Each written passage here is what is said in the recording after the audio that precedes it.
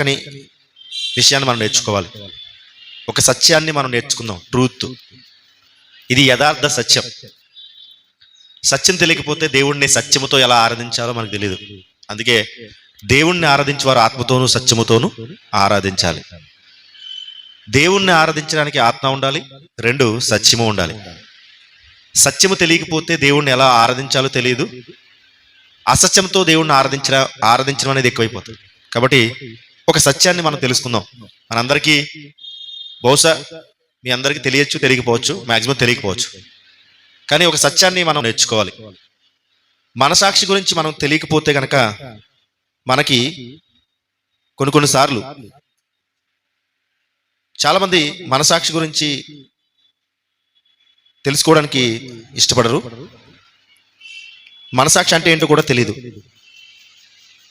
మనము మనసాక్షి గురించి ధ్యానిస్తే, మనసాక్షి దీన్ని ఇంగ్లీష్లో కాన్సెన్స్ అంటారు. ఇంకొక పదం ఏంటంటే a sense of right or wrong. Sense తెలుసు కదా, sense of right or wrong. మంచి చెడు గురించి మనకి సెన్స్నిచ్చేదే మనసాక్షి. అయితే ఈ కాన్సైన్స్ అనే పదం లాటిన్ పదం. ఫస్ట్ కాన్సైంట్, కాన్స్టైర్ అనే పదాల నుంచి అలా వస్తూ చివరికి కాన్సెన్స్ అయింది. దీన్నే మనసాక్షి అంటారు. ఈ మనసాక్షి అంటే మనసాక్షి, మన యొక్క సాక్షి అని అర్థం. మనసాక్షి ఉండడం అనేది మనకి చాలా మేలు. కొన్నిసార్లు మనం చేసే క్రియలకు మనమే బాధ్యులం అన్న విషయం మనకు తెలియాలి. మనం చేసే చాలా తేడా ఉంది. ఎందుకంటే మనం నైతిక జీవులం కనుక. దేవుడు జంతువులను లెక్క అడగడు. దేవుడు మనల్ని ఖచ్చితంగా లెక్క అడుగుతాడు. ఎందుకు లెక్క అడుగుతాడంటే మనము నైతిక జీవులు. అంటే ఎంపిక చేసుకునే విధానం మనకుంది, చూజ్ చేసుకునే విధానం మనకుంది, ఎన్నుకునే శక్తి దేవుడు మనకి ఇచ్చాడు కనుక ఏది ఎన్నుకుంటామో, అంటే ఏ క్రియ చేస్తామో ఆ క్రియ తగ్గట్టుగా మనకి జడ్జిమెంట్ ఉంటుంది, తీర్పు దినం ఉంటుంది. ఆ తీర్పు దినం కొరకు మనము ఏం చేయాలనంటే ఎదురు చూడాలి అంటున్నాడు. చూద్దాం ఒక మాట. మనకి ఒక తీర్పు దినం ఉంది అని నేను అన్నాను కదా, ఒక జడ్జిమెంట్ డే ఉంది. అంటే ఆ జడ్జిమెంట్లో మన జీవితకాలం అంతా చేసినటువంటి క్రియలు ఏవైతే ఉన్నాయో ఆ క్రియల పరంగా మనకి తీర్పు అనేది ఉంటుంది. అవి మంచివైనను సరే, చెడువైనను సరే. ఎందుకు ఆ తీర్పులోకి ఏమేమి దేవుడు పరిగణలోకి తెస్తాడు అని అంటే మన తలంపులు, మన ఆలోచనలు, మన క్రియలు, ఇవన్నీ కూడా దేవుడు తీర్పులోకి తెస్తాడు, జడ్జిమెంట్లోకి తెస్తాడు. దేవుడు ఆయన పరిశుద్ధ లేఖనాల ప్రకారంగా ఎవరైతే దేవుడు చెప్పినటువంటి జీవితంలోనికి తీసుకొస్తాడు అంటే మనం చేసే ప్రతి పనికి, మన తలంపుకి, మాటకు కూడా తీర్పు ఉంది అనే విషయం మనం గుర్తుపెట్టుకోవాలి. ఒక మాట చూద్దాం. హెబ్రీయులకు రాసిన పత్రిక 9వ అధ్యాయం 27వ వచనం.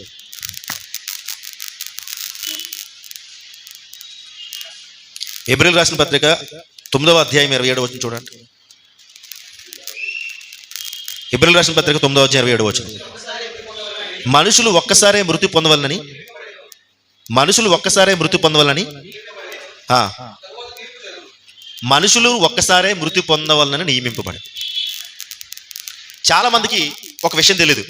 ఏంటంటే మనిషి అనుకుంటాడు ఒక మనిషికి చాలా జన్మలు ఉన్నాయని. ఈ జన్మలో మనం పుణ్యకార్యాలు చేస్తే వచ్చే జన్మలో ఒక రాజు కొడుకును పుడతామేమో అనుకుంటారు కొంతమంది.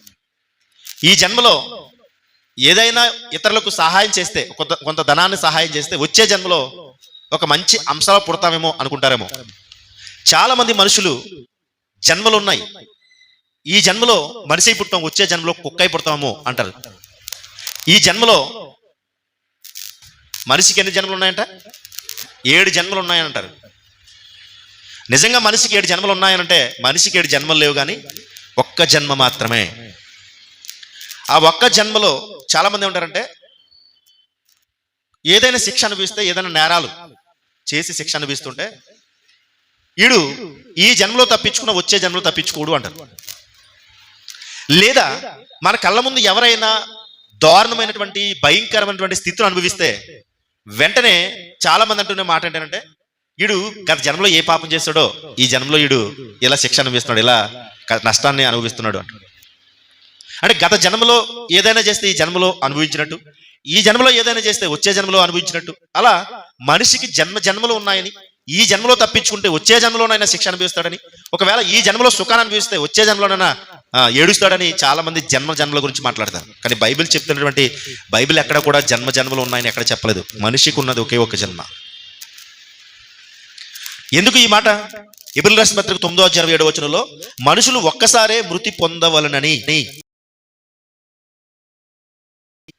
ఒక్కసారే జననం, మనిషికి ఒక్కసారే జననం, ఒక్కసారే మరణం, మనుషులందరూ ఒకేసారి మృతి పొందవలనని. అంటే మనం చేసిన నేరాలకు, మనం చేసిన తప్పులకు మనమే బాధ్యులము. ఆ బాధ్యులము కనుక ఆ శిక్షలకు, ఆ నేరాలకు జడ్జిమెంట్ అనేది ఇదిగో ఈ జన్మలోనే తప్ప మరొక జన్మలో లేదు, మరొక జన్మ అంటూ లేదు. చాలా మంది నేరాలు చేశారు, చేస్తున్నారు కూడా. కానీ కొంతమంది ఈ లోక చట్టాలను చుట్టాలు చేసుకుని, కొంతమంది కాదు చాలా మంది తప్పించుకుంటూ ఉన్నారు. ఒకరోజు ఒక వ్యక్తి 6,000 కోట్ల ప్రజాదానంతో విదేశాలకు పారిపోయాడు. స్వయంగా ఈ ప్రభుత్వం వారు ఏం చేశారంటే అతని వీసా లేదా ఆ పాస్పోర్ట్ బ్లాక్ చేయకుండా వదిలేయడంతో 6,000 కోట్ల ప్రజాదానాన్ని దొంగిలించి విదేశాలకు పారిపోతే ఈ బ్యాంకులన్నీ కూడా ఆడు వెళ్ళిపోయిన తర్వాత కళ్ళు తెరుచుకున్నాయి. అతను ఈ చట్టం నుంచి తప్పించుకున్నాడు. మన దేశాన్ని వదిలి వేరే దేశానికి వెళ్ళిపోయాడు. 6,000 కోట్ల రూపాయలు పట్టుకుపోయి సుఖాన్ని అనుభవిస్తున్నాడు. అతని పేరు మనందరికీ తెలుసు, కింగ్ ఫిషర్ అధినేత. అతను అనుకుంటాడు, నేను చట్టాన్ని చుట్టంగా చేసుకుని ఈ చట్టానికి ఎవరైతే అధికారులు ఉన్నారో వాళ్ళకి నేను లంచం పడేశాను కాబట్టి నేను తప్పించుకోవచ్చామో అనుకుండొచ్చు. కానీ ఆ వ్యక్తికి తెలుసుకోవాల్సిన నిజం, సత్యం ఏంటంటే ఈ లోక చట్టాలను తప్పించుకోవచ్చామో కానీ దేవుని జడ్జిమెంట్కి ఆ వ్యక్తి కూడా రావాలి. దేవుని జడ్జిమెంట్కి ఆ వ్యక్తి కూడా రావాలి. ఈ లోక చట్టాల యొక్క కళ్ళు కప్పి తప్పించుకోవచ్చు, కానీ దేవుని కళ్ళును ఎవరూ కప్పలేరు. ఆ జడ్జిమెంటే దేవుడు విధించిన తీర్పు దినానికి ఖచ్చితంగా అతను హాజరవ్వాల్సిందే, చేతులు కట్టుకుని. ఒకసారి ఒక వ్యక్తి ఉన్నాడు, ఒక అమాయకుడు, చిన్నోడు, అలాంటి చిన్నోడు అమాయకుడు కొంతమంది స్నేహితులు ఉన్నారు. ఆ స్నేహితులు ఎలాంటి అంటే ఈ అమాయకుడిని బాగా వాడుకుంటారు, అమాయకుని చేస్తే చూస్తారు ఇప్పుడు కూడా. ఒకరోజు వీళ్ళకి ఒక బుద్ధి పుట్టింది. ఏంటంటే ఆ ముగ్గురు మిగతా స్నేహితులకు, ఈ అమాయకుడు కాదు మిగతా స్నేహితులకు ఏంటంటే పైశాచికంగా అమ్మాయి పడి అత్యాచారం చేసి ఏం చేశారంటే చేతులు దులుపుని బయటకు వచ్చి ఈ మందు తాగుతూ ఆ అమాయకుడు కూడా మందు పట్టించి డ్రింకులో ఆ అబ్బాయికి తెలియకుండా, అమాయకుడు తెలియకుండా ఆల్కహాల్ కలిపేసి, మందు కలిపేసి ఆ అమాయకుడికి పట్టించేసి అమాయకుడు జాగ్రత్తగా మత్తులో ఆ అబ్బాయి నిద్రపోతే జాగ్రత్తగా ఆ అబ్బాయిని లోపల పెట్టేశారు అమాయకుడు. వీళ్ళు ముగ్గురు తప్పించుకున్నారు. ఇక పోలీసు వాళ్ళు వచ్చారు. పోలీసు వాళ్ళు వచ్చిన తర్వాత ఎవరు ఈ అత్యాచారం చేశారంటే ఎవరో కాదు ఈ అమాయకుడు అని అమాయకుడిని మీద నెట్టేశారు. ఆ అమాయకుడికి అన్యాయంగా జైలు శిక్ష పడిపోయింది. ఆ ముగ్గురు తెలివైన వారు అనుకుండొచ్చు, ఈ లోక చట్టం ముందు వారు తప్పించుకోవచ్చాము, కానీ దేవుని జడ్జిమెంట్ డే, తీర్పు దినం రోజున ఖచ్చితంగా ముగ్గురు రావాల్సిందే. ఈ లోకంలో మనం కూడా చాలా సందర్భాలలో మనం కూడా తప్పించుకోవచ్చు, కానీ దేవుని జడ్జిమెంట్ డే రోజున ప్రతి ఒక్కరు లేదా ఆ సాక్షిని విదేశాలకు పంపించేస్తారు. ఎందుకంటే సీన్లో అంటే మనం చేసే ఆ పాపపు ఆ క్రియలో మనం చేస్తున్నప్పుడు ఎవరైనా కళ్ళారా చూస్తే అతనే సాక్షి. ఆ సాక్షి చూసి సాక్షిని చెప్తానంటే మనం అల్లిపోయి ఏం చేస్తామంటే ఆ సాక్షిని కొనడానికో లేదా ఆ సాక్షిని ఏదో ఒక విధంగా దరఖాస్తు చేసి మొత్తానికి ఆ సాక్షి చెప్పిన మాట పడితే ఒకవేళ ఆ సాక్షిని చెప్తే మన జీవితం అయిపోతుంది కనుక ఆ సాక్షిని కొనేస్తారు చాలా మంది, లేదా చంపేస్తారు. మనం చూస్తూ ఉంటాం కొంతమంది వారికి వ్యతిరేకంగా ఉన్న సాక్ష్యాలను కొనడమో లేదా చంపడమో జరుగుతూ ఉంటుంది. దేవుడు కూడా మనం చేసే ప్రతి క్రియను చెప్పడానికి లోపల మనసాక్షి పెట్టాడు. అసలు నా కాళ్ళు బాగున్నాయో లేదో కూడా తెలియదు. అంటే నొప్పి రావడం వలన నా కాళ్ళు నొప్పి ఉన్నాయి, నా కాళ్ళు పాడయ్యాయి, చెవులు నొప్పిగా ఉన్నాయి అంటే చెవులు పాడయ్యాయి, నొప్పి వల్ల తెలుస్తుంది. మనసాక్షి నొప్పితో సమానం. ఈ నొప్పి ఉండడం వల్లనే ఏ అవయం పాడైంది, ఏ అవయం పాడవలేదో తెలుస్తుంది. నొప్పి వల్లే ఎక్కడ జబ్బు ఉందో తెలుస్తుంది. నొప్పి లేకుండా ఉన్నదనుకోండి మనకు అసలు ఎక్కడ రోగం ఉందో కూడా తెలియదు. కుష్ఠరోగులు మనం గమనించినప్పుడు కుష్ఠరోగులు యొక్క ఆ వేళ్ళు ఇక్కడ పోతాయి, కాళ్ళకు ఉన్నటువంటి వేళ్ళు కూడా పోతాయి. ఆ కుష్టు అనే వ్యాధి ఏదైతే ఉందో, ఎక్కడైతే కుష్టు ఉందో అక్కడ స్పర్శ జ్ఞానం ఉండదు. వారికి పొడవైన మేకు తెచ్చి కుట్టేసినా సరే వారికి ఏమవుదు. ఎందుకంటే స్టార్టింగ్లో నొప్పి వస్తుంది, కొంతకాలానికి స్పర్శ జ్ఞానం కోల్పోతారు. అది కేవలం ఒక థర్మాకోల్ సీట్లో అయిపోతుంది. ఒక థర్మాకోల్ తెలుసు కదా ఎలాగైతే ఉంటుందో, వారి యొక్క పాదాలు చేతులు కూడా స్పర్శ కోల్పోయినటువంటి థర్మాకోల్తో సమానం. ఒక మేకు తెచ్చి కొట్టేసిన వారికి ఏం కాదు, నొప్పి ఉండదు, ఈ స్పర్శే ఉండదు అసలు. అందుకే కుష్ఠరోగం ఉన్నవారు చూడండి వేళ్ళు తీసేస్తారు, చేతులకి కాళ్ళకి వేళ్ళు ఉండవు. నొప్పి ఉన్నంతసేపు కూడా అవయవాన్ని బాగు చేసుకోవడానికి అవకాశం ఉంది. నొప్పే లేకపోతే, స్పర్శ లేకపోతే ఇక పని చేయదు. అందుకే కొంతమందికి షుగర్ పేషెంట్లకి కాళ్ళు చేతులు తీసేస్తుంటారు. ఎందుకంటే నొప్పి దాటిన తర్వాత, స్పర్శ కోల్పోయిన తర్వాత, ఆ స్పర్శ కోల్పోయినప్పుడు రోజు రోజుకి అది ఒకవేళ పైకి పాకుతూ ఉంటే, ఆ స్పర్శ జ్ఞానం కోల్పోతే అది తీవ్రత కాకుండా ఉండు నిమిత్తం ఏం చేస్తారంటే ఎక్కడి వరకు పాకిందో అక్కడ కాళ్ళు తీసేయడమో చేయి తీసేయడమో జరుగుతుంది.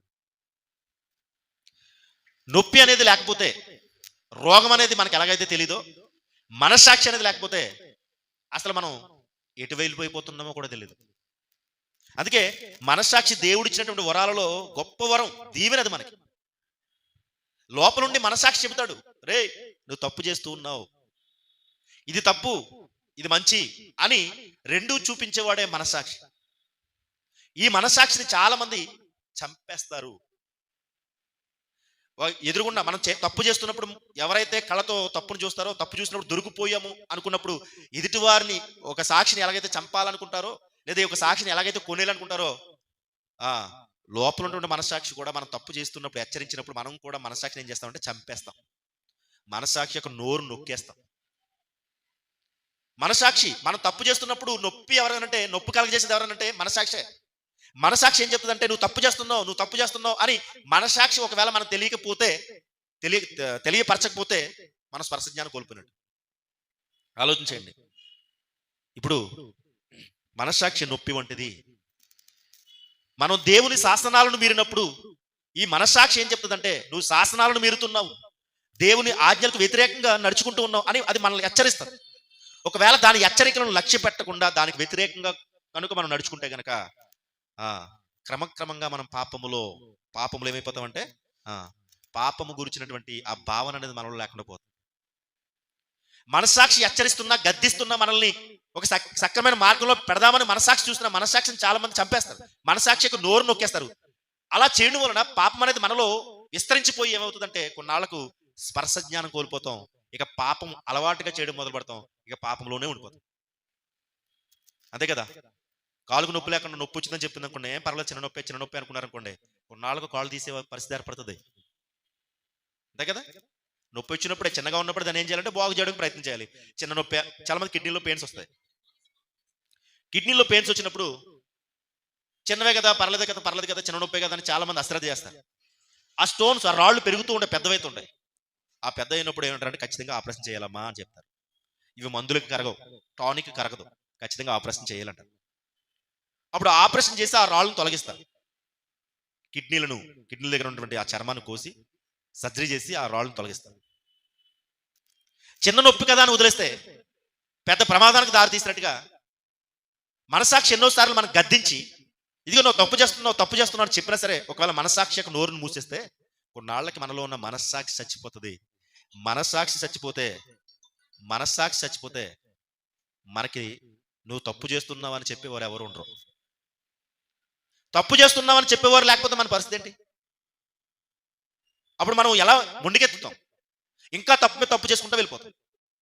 మనసాక్షి దేవుడిచ్చినటువంటి, చూడండి, దేవుడు 66 పుస్తకాల లేఖనాలు చెప్పి వదిలేదు, ప్రవక్తలను పంపి వదిలేదు, యేసుక్రీస్తు వారిని భూమి మీద పంపించి మన పాపముల నిమిత్తం ప్రాణం పెట్టి వదిలేదు, అపోస్తులు పంపి వదిలేదండి.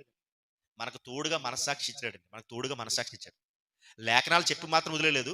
లేఖనాలు చదువుకుంటూ ఉన్నప్పుడు, ఆ లేఖనాల ప్రకారంగా జీవిస్తూ ఉన్నప్పుడు, ఒకవేళ ఈ లేఖనాల ప్రకారంగా వెళ్తున్నా మనము శోధనలు వచ్చి పాపంలో పడిపోతామన్న ఉద్దేశంతో దేవుడు ముందుగానే గ్రహించి లోపల కర్ర పట్టుకుని బెత్తం పట్టుకున్నట్టుగా ఒక మనస్సాక్షి మన లోపల పెడితే చాలా సందర్భాలలో మనస్సాక్షి అనే ఆయనను, మన ఇన్నర్ ఒక ఆయన ఉన్నాడు, ఆయన మనస్సాక్షి. ఆ మనస్సాక్షి అనే ఆయనను మనం ఏం చేస్తామంటే నొక్కేస్తాం, నోరు లేదా చంపేస్తాం. చెప్పి చెప్పి చెప్పి చెప్పి చెప్పి చెప్పి అలిసిపోయి విసిగి వేసారిపోయి మాట్లాడుతూ మాట్లాడుతూ మాట్లాడుతూ వద్దురా వద్దురా వద్దురా వద్దురా చెయ్యొద్దురా పాపం చేయొద్దురా పాపం చేయొద్దురా అని చెప్పి చెప్పి చెప్పి తన ఆయుష్ను కోల్పోయి ఒక రోజు మనస్సాక్షి చచ్చిపోతాడు. ఆ మనస్సాక్షి చచ్చిపోయిన మరుక్షణం మనం చచ్చిపోయినట్టు అర్థం. ఆ మనస్సాక్షి బ్రతుకున్నంతసేపే ఇంకా మనం కొద్దిగా ఆత్మీయతలో ఉన్నట్టు. ఎప్పుడైతే మనస్సాక్షి చచ్చిపోయాడో మనం కూడా ఆత్మీయతలో చచ్చిపోయినట్లు లెక్క. అందుకే మనస్సాక్షిని మనం కోల్పోకూడదు. దేవుడిచ్చిన వరాలలో మనస్సాక్షి గొప్ప వరం. ఆ మనస్సాక్షిని ఎంతో మంది ఈరోజు కోల్పోతూ ఉన్నారు. ఆలోచన చేయండి. మనం పాపులమని మన అందరికీ తెలుసు, అవునా కదా? మనం పాపులమని మన అందరికీ తెలుసు. పక్కవారు తెలియకపోయినా ఖచ్చితంగా మనకన్నా తెలుసు. ఆ విషయం ఎవరు చెప్తారు తెలుసా? మనకి మనస్సాక్షి చెప్తుంది.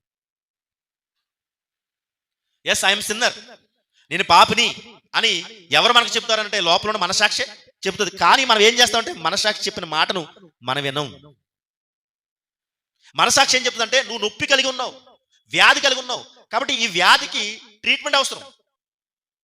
ఈ వ్యాధి నయం చేసుకోవడానికి ఏం అవసరం అంటే డాక్టర్ అవసరము, ట్రీట్మెంట్ అవసరమని మనస్సాక్షి మనం చెబుతున్నా మనం ఏం చేస్తామంటే ఆ మాట పట్టించుకోం. నేను వ్యాధిగ్రస్తుని కాదనుకుంటాం, నేను రోగగ్రస్తుని కాదనుకుంటాం, ఆ చెప్పవలే అనుకుంటాం. కొన్నిసార్లు నిర్లక్ష్య ధోరణితో ముందుకు వెళ్తాం.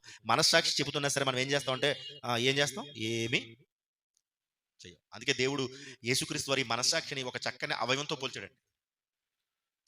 యేసుక్రీస్తు వారి ఈ మనస్సాక్షిని ఏ అవయవంతో పోల్చాడు తెలుసా? లోక సువార్త 11వ అధ్యాయం 34, 35, 36 వచనాలు చూడండి. లోక సువార్త 11వ అధ్యాయం 34, 35, 36 వచనాలు. మీ దేహమునకు దీపము నీ కన్నే గనక నీ కన్ను తేటగా ఉంటే నీ దేహమంతయు వెలుగుమయమై ఉండు. చూడండి, మన దేహానికి దీపము కన్ను. మనస్సాక్షిని యేసుక్రీస్తు వారు కన్నుతో పోల్చాడు. కన్ను అనేది మన అవయవాలలో కల్లా అతి ప్రాముఖ్యమైనది. పైగా అనేక సార్లు పరిశుభ్రంగా ఉంచబడేవి కూడా కళ్ళే. మన కళ్ళు పరిశుభ్రంగా ఉన్నట్టు మన దేహంలో ఉన్న ఏ అవయవం కూడా ఉండదు. ఎందుకు చెప్పండి? మన కళ్ళు నిత్యము లోపల ఉన్న కన్నీళ్ళతో కడగబడతాయి, అవునా కదా? మన కళ్ళు లోపల ఉన్న కన్నీళ్ళతో కడగబడతాయి. ఈ కన్నీళ్ళతో కడగబడడం వలన చూడండి మన కళ్ళు పరిశుభ్రంగా ఉంటాయి. పైగా ఈ కళ్ళకు ఒక సెన్సార్ ఉంది. అప్పుడప్పుడు 5 స్టార్ హోటల్ ఉంటాయి, పెద్ద పెద్ద 5 స్టార్ హోటల్. 5 స్టార్ హోటల్లో కొన్ని డోర్స్ ఉంటాయండి అద్దంతో. ఎవరి ప్రమేయం లేకుండా వస్తాయి, వెనక్కి వెళ్ళిపోతాయి. దాన్నే సెన్సార్ డోర్స్ అంటారు. అంటే మనం దగ్గరికి వెళ్ళగానే డోర్స్ ఓపెన్ అవుతాయి, మరలా లోపలికి బయటికి వెళ్ళిపోతే మరలా క్లోజ్ అయిపోతాయి. కనురప్పులు చూడండి, దేవుడు ఎప్పుడో పెట్టాడు ఈ సెన్సార్. ఒక చెయ్యి అలా దగ్గరికి వెళ్ళడానికి కూడా కనురప్పు ఏమవుతుంది? మూసిపోతుంది. సెన్సార్ చూసారా? సెన్సార్ దేవుడు ఎప్పుడో పెట్టాడు. ఇది ఆదామును సృష్టించినప్పుడు ఈ యొక్క సెన్సార్ పెట్టాడు. ఎవడు గమనించాడు? పైగా ఈ సెన్సార్, ఈ కళ్ళు రెప్పలు చూడండి, రోజుకి ఎన్ని వేల సార్లు మూసుకుంటాయి తెరుచుకుంటాయి. లెక్కెట్టారు ఎప్పుడైనా? ఎన్నిసార్లు క్లోజ్ అండ్ ఓపెన్. ఎందుకు అలాగా? ఒకవేళ అలాగే ఉండిపోయిన అనుకోండి, ఓపెన్లోనే ఉండిపోయిన అనుకోండి, క్లోజ్ అవుతుంది అనుకోండి, ఏంటి పరిస్థితి? మనం మొదటి రోజు మన కళ్ళను పోగొట్టుకుంటాం.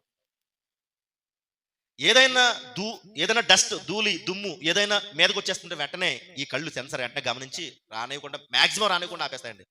ఒకవేళ పొరపాటును కొన్ని పడిపోతుంటాయి, పడిపోయిన దాన్ని బయటకు చూసే వరకు నిద్రపోవు.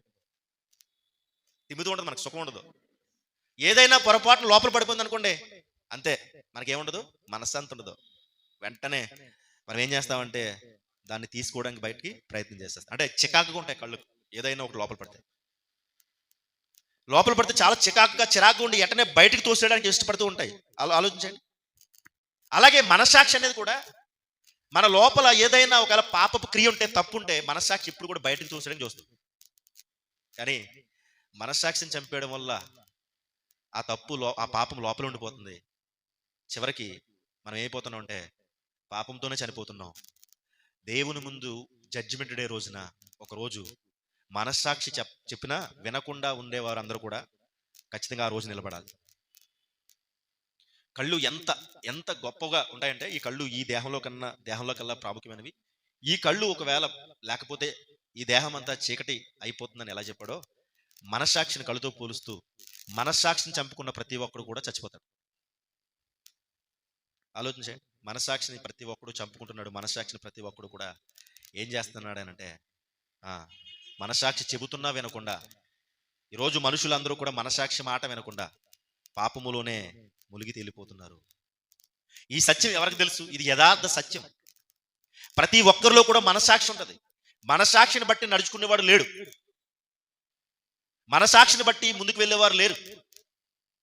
ఈరోజు మనసాక్షి అనేది ఉంటే చూడండి, మనసాక్షి అనేది ఉంటే మన యజమానులు మనం చూడకపోయినా ఆ పనిలో ఖచ్చితంగా మనం పనిచేస్తాం.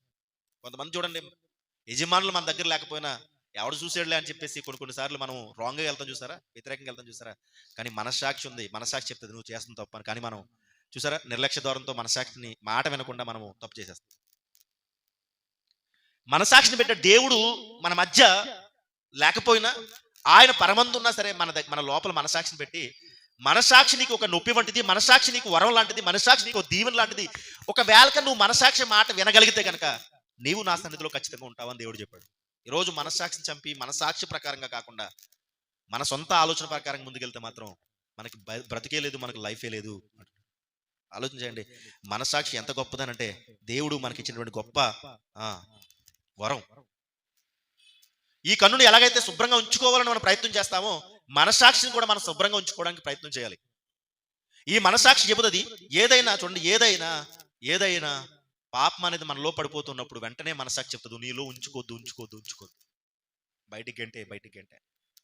కానీ మనం ఏం చేస్తామంటే బయటికి గంటకుండా మనం ఆ పాపాన్ని లోపలే ఉంచుకోవడం వలన మనసాక్షి ఏడుస్తూ కానీ ఒక రోజు చచ్చిపోతుంది.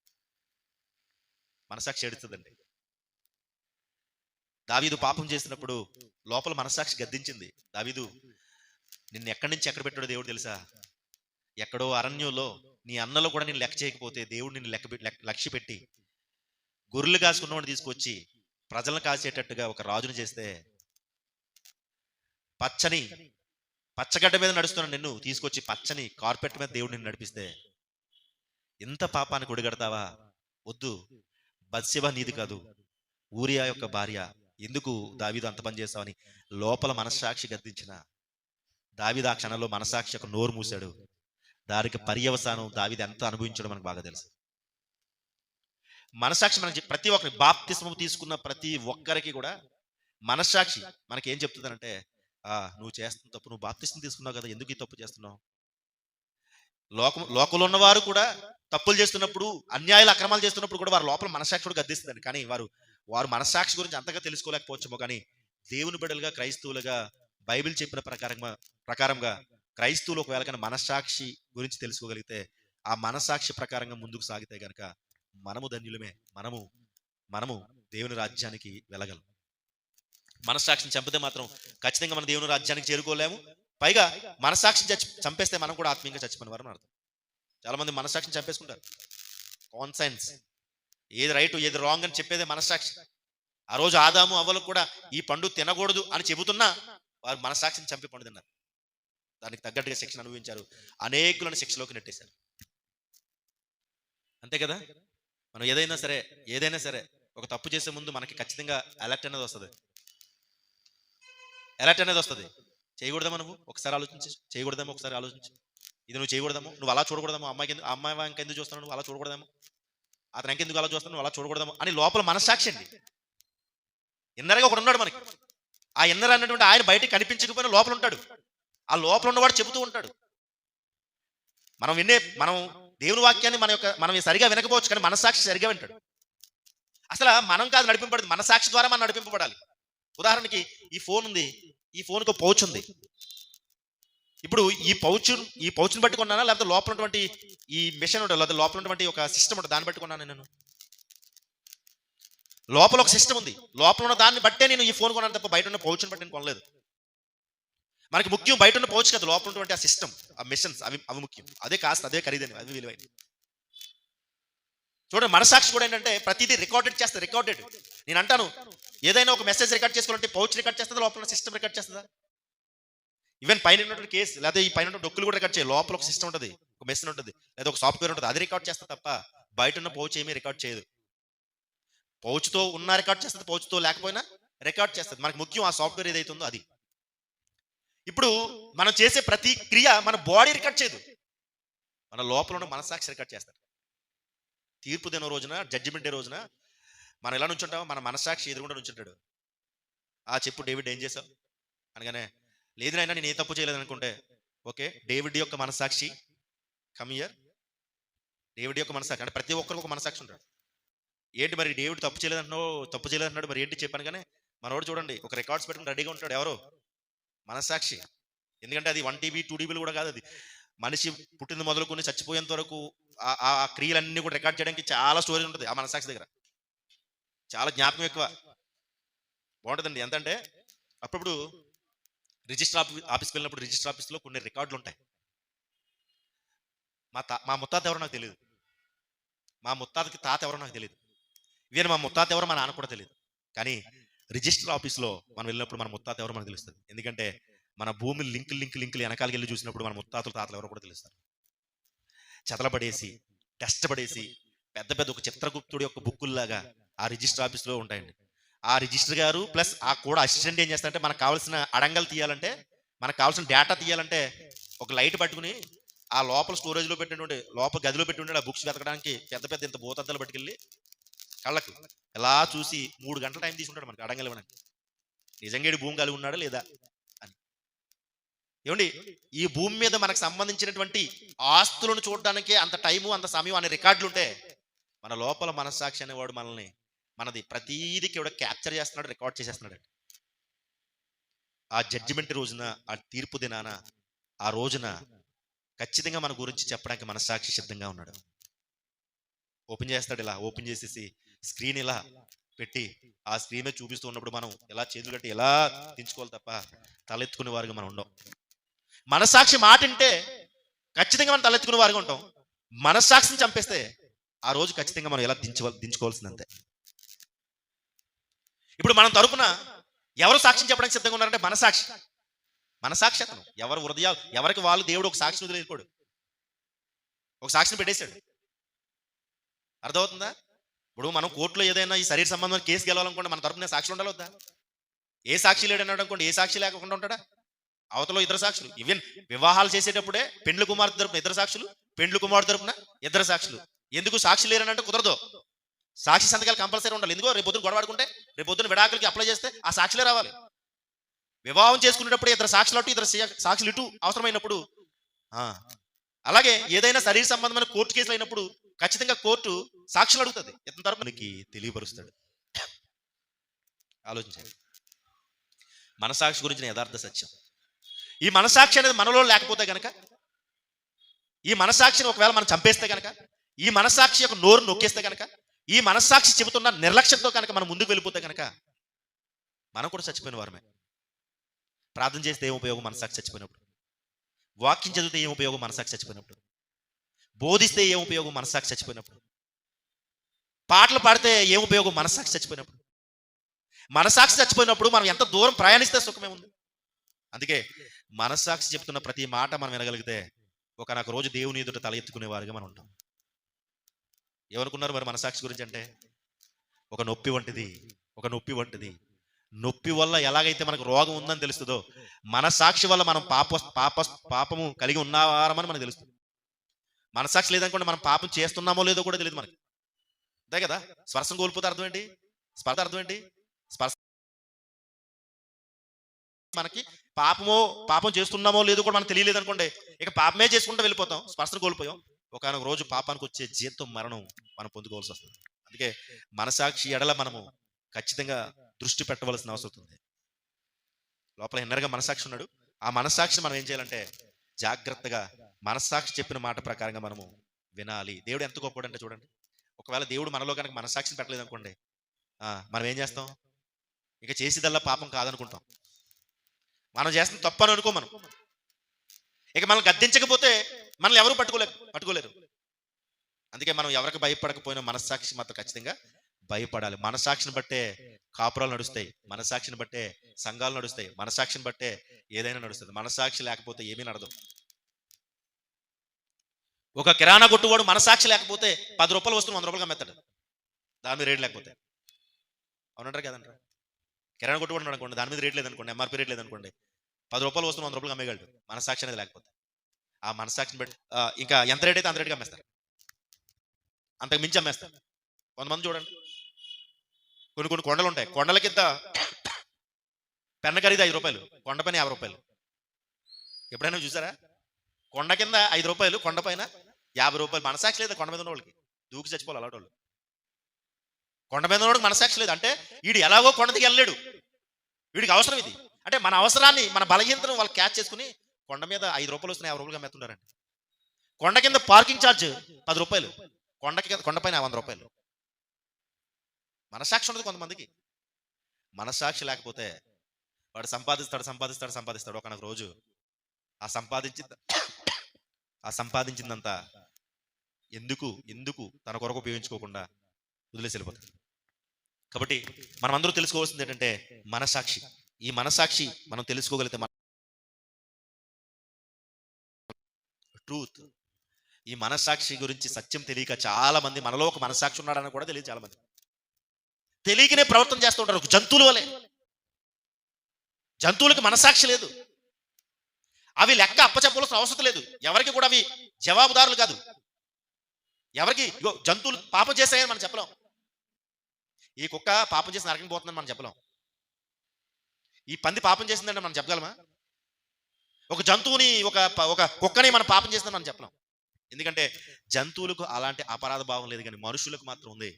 ఎందుకంటే మనం నైతిక జీవులు గనక, నైతిక జీవులకు ఎంపిక చేసుకునే అర్హత ఉంది కనుక ఇప్పుడు మనలో మనసాక్షిని పెట్టాడు. ఈ మనసాక్షిని బట్టే మనం నడుచుకోవాలి తప్ప మనసాక్షిని విడిచిపెట్టి మనం నడుచుకుంటే గనక మనం జంతువులతో సమానం. కుక్క ఉందండి, ఆ కుక్కకి వావి వరుసలు ఉండవు. రోడ్డు మీద వెళ్తున్న ఏ కుక్కతోనైనా అది కలుస్తుంది.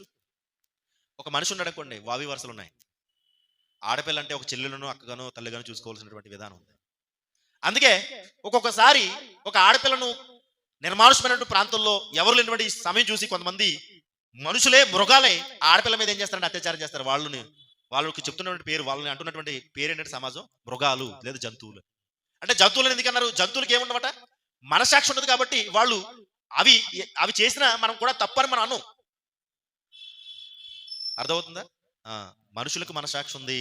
మనసాక్షిని బట్టి నడుచుకుంటే ఎలాంటి అనర్థాలు జరగవు, ఎలాంటి అపార్థాలు జరగవు, లేదా ఎలాంటి ప్రమాదాలు జరగవు. అందుకే మనిషి మనసాక్షిని బట్టి నడుచుకుంటే ఎలాంటి ఇబ్బందులు కూడా ఉండవు. అందుకే మనము మనసాక్షిని కలిగి ఉన్నాం కనుక మనసాక్షి చెప్పిన దాన్ని బట్టే మనం నడవాలి. అలా నడిస్తే కనుక తీర్పు రోజున, ఆ జడ్జిమెంట్ డే రోజున ఖచ్చితంగా మనం తలెత్తుకోగలం. మనసాక్షి ఒకవేళ చెప్పిన ప్రకారంగా మనం నడుచుకోకపోతే కనుక మనసాక్షి చచ్చిపోయిన మరుక్షణమే మనం ఆత్మీయంగా కుప్ప కూలిపోయామని ఆ సంకేతం మాత్రం తెలుసుకోండి. మనం పాపం చేస్తున్నప్పుడు, తప్పు చేస్తున్నప్పుడు మనసాక్షి హెచ్చరిస్తుందండి. ఎంత హెచ్చరిస్తుంది అంటే ఏడ్చి హెచ్చరిస్తుంది. కానీ మనకు కొన్నిసార్లు నిర్దాక్షిణంగా ఆ మనసాక్షి ఏడిసినా సరే మనం పట్టించుకోవచ్చే. మనసాక్షి కూడా ఏడ్చి చచ్చిపోతుంది. మనం కూడా ఆత్మీయంగా చచ్చిపోయిన వారం అయిపోతుంది. ఆత్మీయంగా చచ్చిపోతే ఒక శవంగా మారిపోతే ఏం ఉపయోగం చెప్పండి? అందుకే దేవుడు మనకి ఇచ్చినటువంటి గొప్ప వరం, నేను అంటాను గొప్ప దీవెన, మనసాక్షి మనం కలిగి ఉంటాం. మనసాక్షి అనేది లేకపోతే అసలు మనం మనుషులమే కాదు, పైగా దేవుని బిడ్డలం కానే కాదు. కాబట్టి ఆలోచించండి మనసాక్షి గురించి యథార్థమైన సత్యం. ఈయన అంటున్న వాక్యం అంటుంది, ఒక్క మాట చూసి మరలా చదవండి. హెబ్రీయులకు రాసిన పత్రిక 9వ అధ్యాయం 27వ వచనం.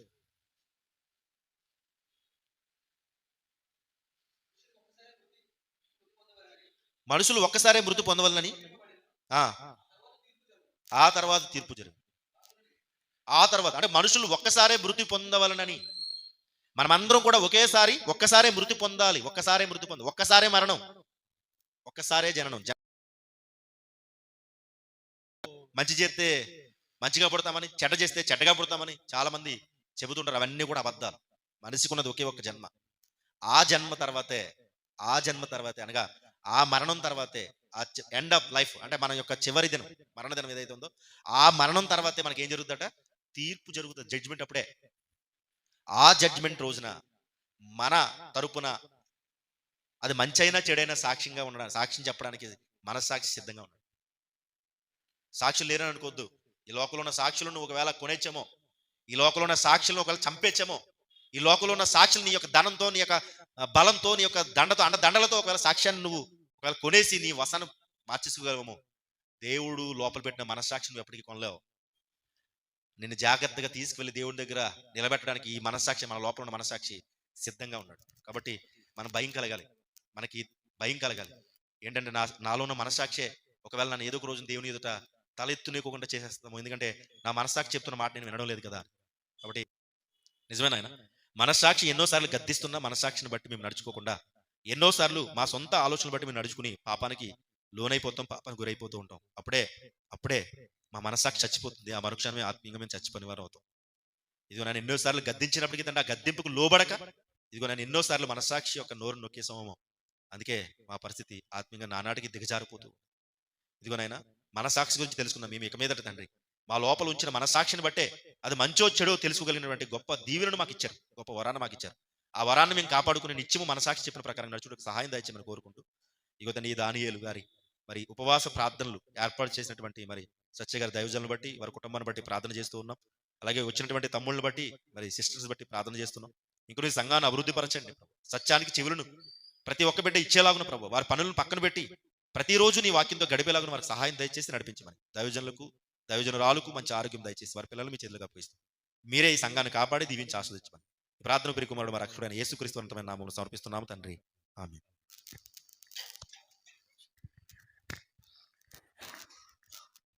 మంచిది. చాలా ప్రాముఖ్యమైన విషయం